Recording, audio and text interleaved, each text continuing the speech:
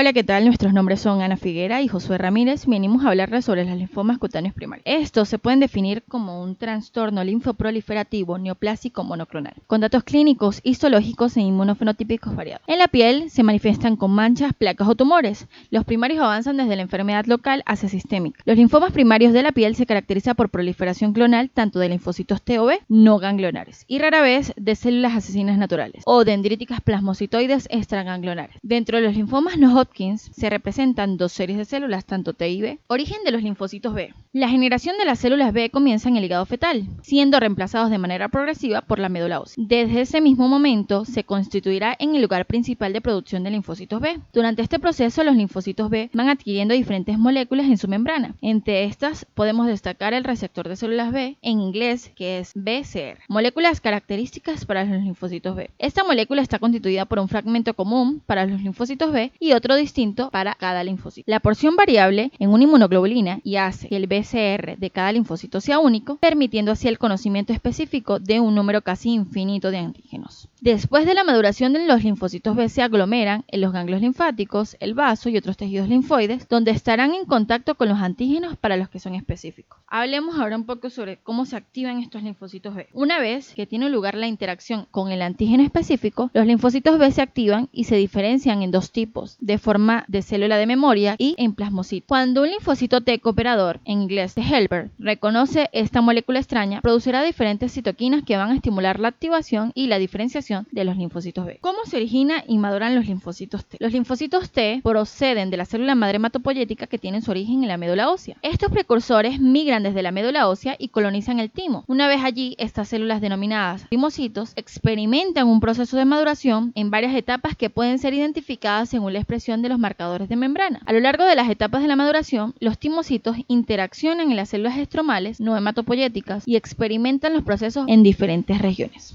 En la fase más temprana, los timocitos carecen de los correctores CD4 y CD8, por lo que se denominan doble negativo. Aquellas células que carecen de CD44, pero expresan el CD25, experimentan un proceso denominado beta selección. Este proceso selecciona aquellas células que han ordenado correctamente el segmento genético de la cadena beta del TCR. La cadena beta interacciona entonces con el subrogado de la cadena alfa pre-T alfa, formando el prereceptor de célula, que formará un complejo de moléculas CD3. Este complejo activa señales de supervivencia y proliferación, impide posteriormente reordenamientos de la cadena beta y promueve la expresión de células CD4 y CD8. Las células en este estadio se denominan linfocitos doble positivos. Aquellas células que no experimentan la beta selección son eliminadas por apoptosis. Las células que interaccionan con elevada afinidad con el complejo MHC péptido sobreviven, mientras que aquellas que lo hacen con una baja afinidad son eliminadas por apoptosis, que abandonan el timo y pasan a la circulación periférica. Existen diferentes clasificaciones en las cuales podemos estandarizar los linfomas cutáneos primarios. En esta oportunidad tomaremos la clasificación de la European Research Treatment Cancer, la cual es la más utilizada. Dejaremos este cuadro aquí para que ustedes le tomen una captura a su pantalla y le estudien detenidamente más adelante por razones de tiempo. Ahora hablaremos sobre los linfomas cutáneos de células B específicamente. El primero de ellas es el linfoma de células B de la zona marginal extranodal, o en su abreviación en inglés SALT. La presentación clínica más frecuente es una forma de placas de infiltrados de nódulos o tumores de coloración rojo, oscuro o violáceo. Pueden observarlos ahí. Están localizados y son asintomáticos. Generalmente están circunscritos en el tronco de las extremidades, como pueden observar, y es más frecuentemente en cabeza y cuello. A menudo, las lesiones están rodeadas de un halo eritematoso con pequeñas pápulas en su superficie. Histológicamente, se observa un infiltrado nodular o difuso de predominio en dermis profundo, eventualmente alcanzando la hipodermis, que es su patrón, denominado botón heavy, o bien más denso en dermis superficial, dejando una zona libre subepidérmica, denominada zona de Grenz. El patrón se denomina top heavy. Linfoma centrofolicular.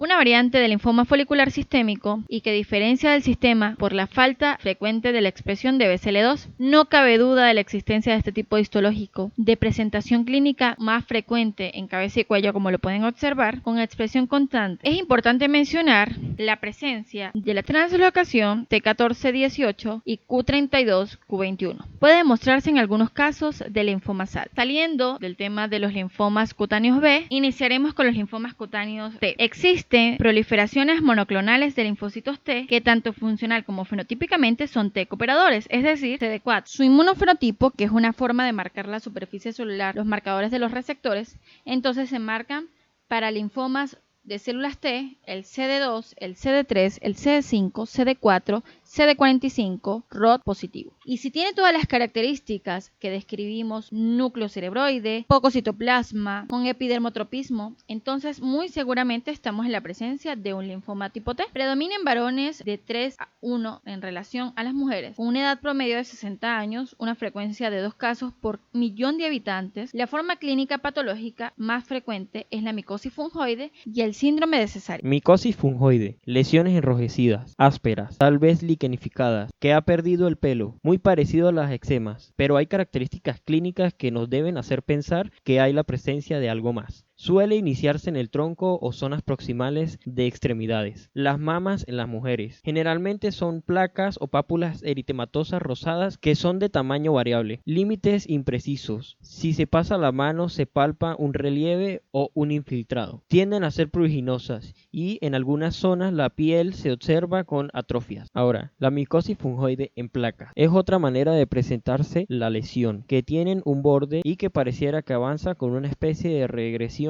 a la región central, a lo que muchos pueden confundirse con una tiña. Pero estas lesiones no mejoran. Estas lesiones persisten en el tiempo y llega un momento en la evolución en que esto puede cambiar en algún momento a la formación de tumores. Micosis tumoral. Aparecen nódulos o tumores, eritematoso o violáceos, que tiene superficies brillantes que erosiona y se ulceriza. Histopatología de la micosis fungoide. En el epidermotropismo de las células T invaden la epidermis. Se forma una banda a lo largo de toda la epidermis. La dermis se ve generalmente limpia, con pocos linfocitos T. Estos conllevan unas características que son lesiones iniciales, infiltrado linfoide en banda subepidérmica de células de escasa citoplasma y núcleo cerebroide, epidermotropismos solos y en nidos formando microaccesos de Pautier. Además, células eosinófilas, plasmáticas, macrófagos y células de Langerhans que están presentes. Lesiones tumorales, infiltrado linfoide más denso, células de mayor tamaño que pierden la morfología cerebroide y se pierden en el epidermotropismo a medida que las lesiones se van haciendo tumorales. Transformación a células indiferenciadas e infuncionalidad de células T. Inmunofenotipo de la micosis fungoide. El fenotipo más frecuente de las células neoplásicas son CD2 positivo, CD3 positivo, CD4 positivo, CD5 positivo, CD45RO positivo, CD8 negativo, TCRB positivo, CD30 negativo. Con la evolución de la enfermedad se puede presentar la pérdida de algunos de estos antígenos de células T. A diferencia de los desórdenes linfoproliferativos primarios CD30 positivo, la presencia evolutiva de este marcador no tiene valor pronóstico, pero sí tiene el CD25. Este, una vez que se hace positivo, indica el tamaño del tumor, que ha crecido, que está oculto o si es evidente ya se ve en la piel. En la infancia y adolescencia es más frecuente la expresión CD8 positivo, TIA1 positivo, CD2 positivo, CD7 negativo. La inmunohistoquímica no siempre ayuda al diagnóstico en estadios tempranos. El síndrome de Cesare, que tiene mal pronóstico, está constituido por la triada eritrodermia, poliadenopatías y por último linfocitos atípicos en sangre periférica. Presencia de leucocitosis de 10.000 a 30.000 mililitros cúbicos. También células Lutzner o Cesare 15 al 30% en piel o sangre. El inmunofenotipo es CD2 positivo, CD3 positivo, CD4 positivo, CD5 positivo, CD8 negativo y positivo. Si hacemos CD45 va a marcar porque son linfocitos, siempre va a marcar. En el síndrome de Cesare el infiltrado en banda es menos poliformo a diferencia de la micosis fungoide. Existe poco epidermotropismo, también pocos accesos de Pautier. En el inmunofenotipo la mayoría de los casos son expansiones clonales de células T, TCR, AB positivo, CD2 positivo, CD3 positivo, CD4 positivo, CD5 positivo, CD8 positivo negativo y por último fenotípicamente maduras. Además, la expresión de CD7, que generalmente se observa en el 90% de las células CD4 positivo, es deficientemente en células T malignas circulantes, en aproximadamente un 60 a 70% de los casos. A continuación le voy a dejar la tabla de estadificación de los linfomas cutáneos de células T. El diagnóstico diagnóstico se realiza en función de la clínica, la histopatología, la inmunohistoquímica y el examen inmunofenotípico. Tratamientos locales: corticoides, mostaza nitrogenada, carmustina, que en sus siglas es BCNU, bexarotenente, fototerapia y fotoquímica, tratamiento PUVA, UVB de bandas anchas o total y UVB de banda angosta, láser excimer, terapia fotodinámica y por último radioterapia. Tratamientos sistémicos: retinoides, toxina de función, quimioterapia, monoterapia, anticuerpos monoclonales y por último trasplante de médula ósea.